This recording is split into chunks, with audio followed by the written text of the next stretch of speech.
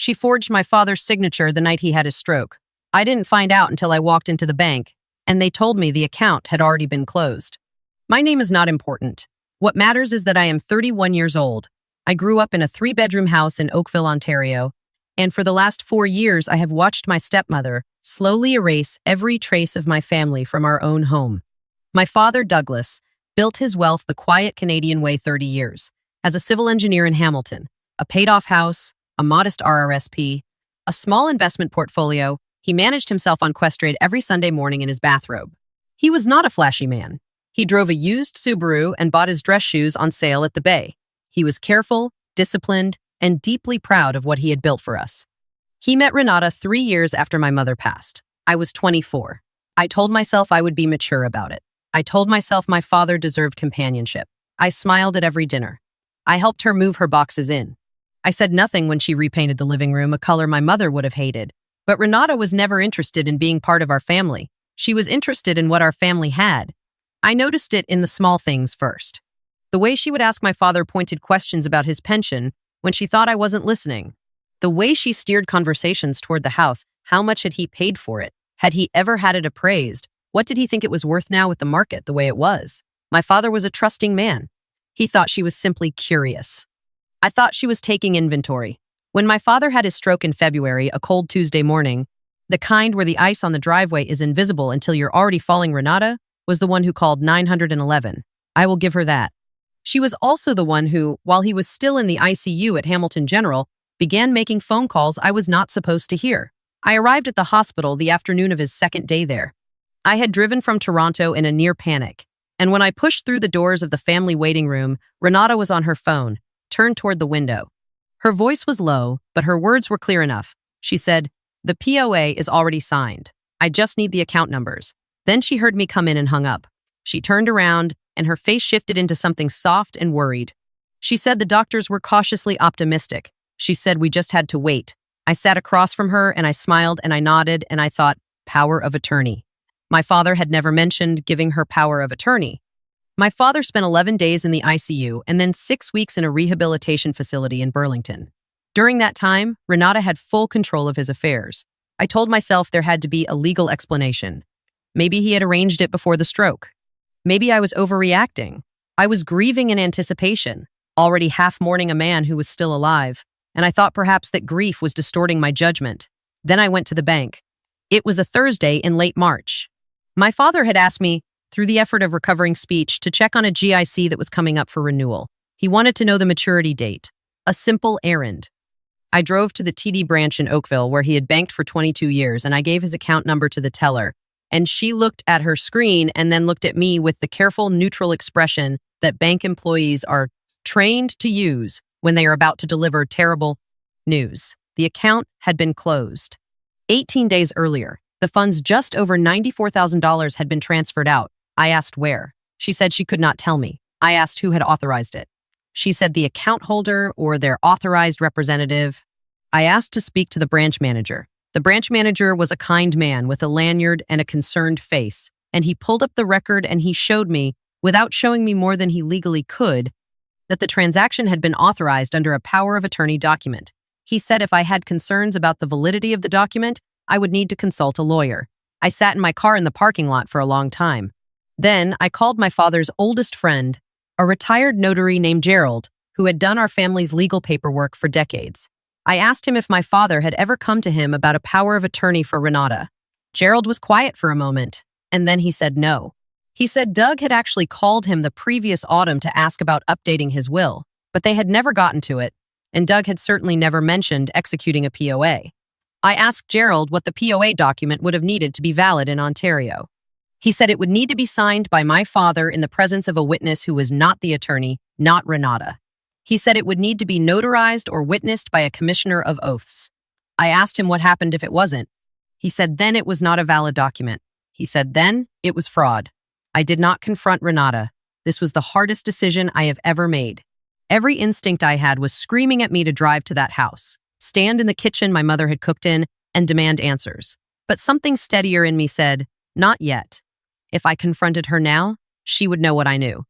And then she would cover her tracks. So instead, I went to work. I hired a lawyer. Her name was Patricia, and she practiced estate and family law out of a small firm in Mississauga. And within 48 hours of our first meeting, she had filed a request through the Ontario court system to examine the POA document that had been submitted to the bank.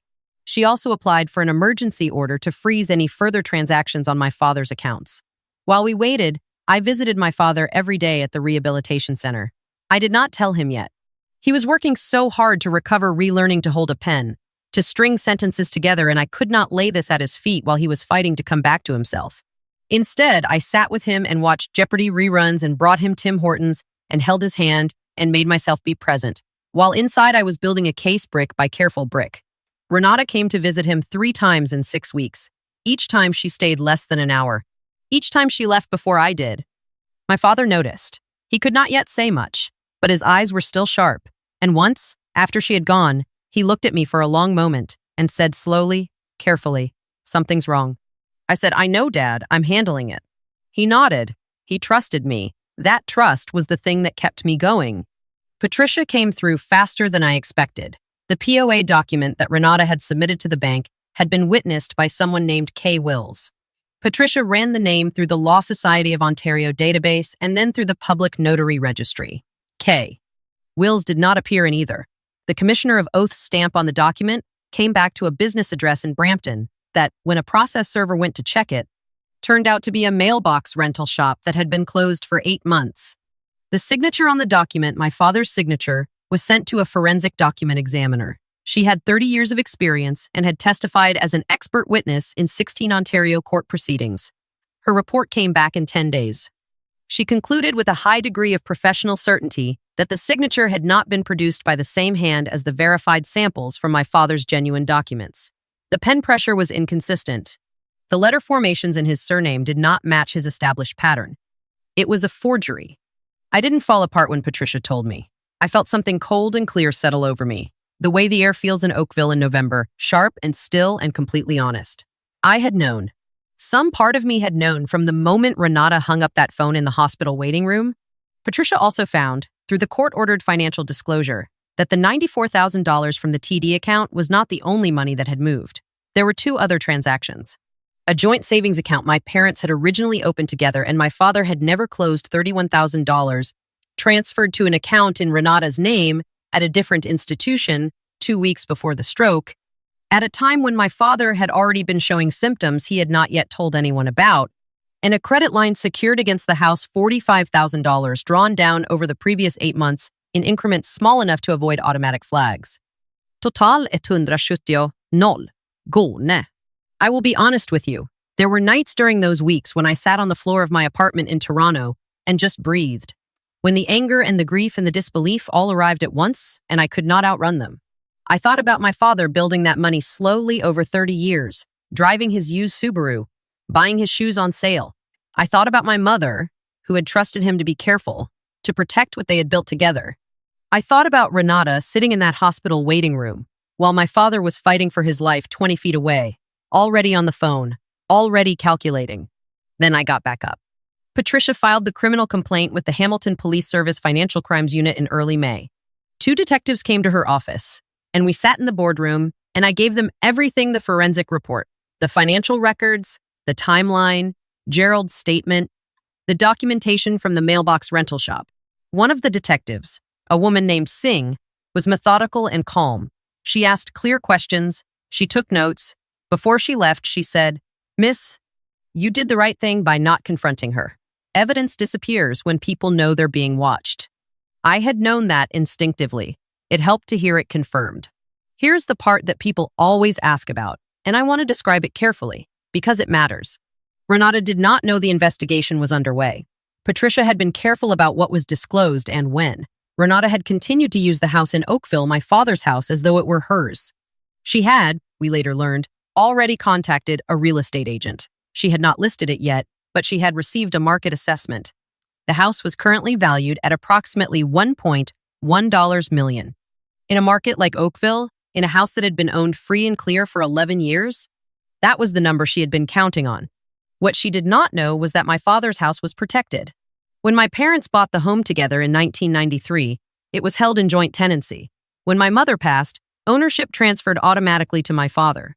But 2 years before he met Renata, my father had quietly, carefully, without fanfare, updated his estate documents and placed the house in a family trust. The beneficiary of the trust was me. Renata had never been added to the title. Her name appeared nowhere on the property documents. She had no legal claim to the house. Any attempt to sell it would require the trustee's authorization. The trustee was Gerald. She did not know this. The real estate agent she had spoken to, apparently, had not done a thorough title search before giving her the market assessment. Or perhaps she had simply not disclosed to the agent that the property was not hers to sell. Either way, she had signed a listing agreement. Patricia and Gerald and I found out about the listing on a Friday afternoon. By Monday morning, Gerald had filed a notice with the land registry office flagging the title dispute. By Tuesday, the real estate brokerage had been notified. By Wednesday, the listing had been pulled. And that Friday, a warm afternoon in the second week of June, the kind of day when the lilacs in Oakville are just finishing and the air still smells faintly sweet, I drove to the house. I had a key. It had always been my home. I used it. Renata was in the kitchen when I came in. She was on her laptop. She looked up, and the expression on her face went through several things very quickly: surprise, calculation, and then a version of warmth that had never once been real. She said, "Oh, I didn't know you were coming by." I said, "I need to talk to you about the house." She closed the laptop. She said she was glad I had brought it up, actually, because she had been meaning to discuss the next steps. She spoke in that smooth, reasonable voice she had always used, the one that implied she was the adult in the room and I was being emotional. She said that as my father's spouse and power of attorney, she had been managing his affairs, and that she had some decisions to share with me about the property going forward, and she hoped I would approach this maturely. I let her finish. Then I said, "The POA is a forgery. You know that. The forensic examiner confirmed it. The criminal complaint has already been filed." The smooth voice stopped. I said, "The house is in a family trust. Gerald is the trustee. Your name has never been on the title. The listing has been flagged and canceled. The financial crimes unit has your banking records." She stood up. I had never seen her look the way she looked in that moment. Not angry, something smaller than anger. Something that understood it had been caught. I said, "I need you to leave. Today?" She tried two more things. She tried to tell me I didn't understand the full picture. And then she tried to tell me that my father had agreed to all of it, that he had wanted her to handle things, that I was interfering in a private matter between a husband and his wife. Her voice shook when she said it. I said, "He didn't sign that document. We both know that, and the detectives know that too." She left before dinner. My father came home to his house 8 weeks later. I was there the morning he arrived, and Gerald was there, and my father's sister had driven up from Niagara-on-the-Lake. We had lunch together around the kitchen table, the same table where I had done homework as a teenager, where my mother had served Christmas dinner, where my father had sat every Sunday morning reading the Hamilton Spectator and drinking his coffee. He was slower than he had been. He walked with a cane. His words still came carefully, one at a time, chosen rather than grabbed. But he sat at the head of that table and he looked around at us and he said, slowly and clearly, "I'm home." Renata was charged in September. Fraud over $5,000, the threshold in the Criminal Code of Canada that turns financial fraud into a serious indictable offense. Forgery of a document. Uttering a forged document. 3 separate counts, because each document she had used was its own offense under the code. The $170,000 in transferred funds was documented in the disclosure. Her lawyer was attempting to negotiate. Last I heard. The house is still in the trust. My father still lives there. He calls me every Sunday now, because we made it a rule after everything that happened. And every Sunday I pick up on the first ring and he asks how I'm doing, and I ask how he's doing, and neither of us wastes time on small talk because we both understand now how quietly and quickly things can be taken from you if you are not paying attention. I am not a lawyer. I am not a financial expert. I am a 31-year-old woman from Oakville who loved her father enough to be patient when every instinct said act now, who trusted the process when it felt unbearably slow, who kept every document in a labeled folder on her desktop because her father had taught her, growing up, that careful people finish what they start.